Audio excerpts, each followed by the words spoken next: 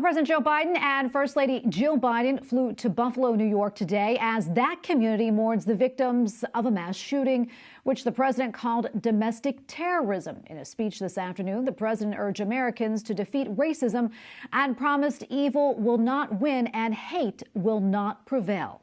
White House correspondent Owen Jensen reports. President Joe Biden is just the latest U.S. president to travel to the scene of a horrific mass shooting, this time Buffalo, New York. And in his speech this afternoon, he called on people of all races and backgrounds to speak up and, in his words, reject white supremacy.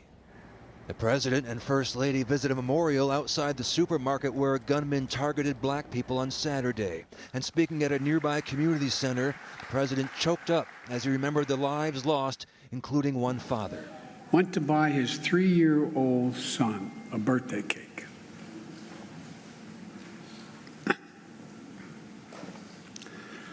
His son's selling a birthday.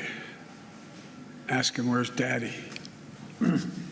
President Biden also met privately with families of the shooting victims and first responders. He said none of us can stay on the sidelines and urged Americans to take on the haters.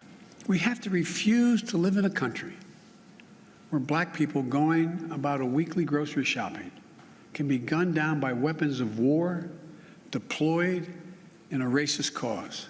Earlier, Buffalo Mayor Byron Brown said hate is being spread across America on the internet and the airwaves and needs to be reined in. Ways that Americans are being radicalized in ways of hate and hate speech and hateful theories, false information, false theories. One member of the Buffalo City Council said his community is hurting.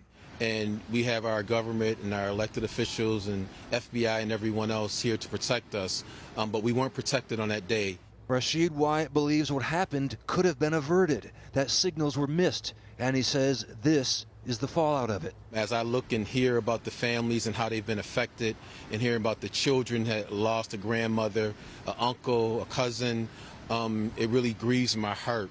President Biden also said in his speech today, quote, "We have to refuse to live in a country where fear and lies are packaged for power and for profit."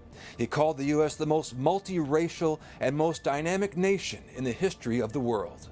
At the White House, Owen Jensen, EWTN News Nightly.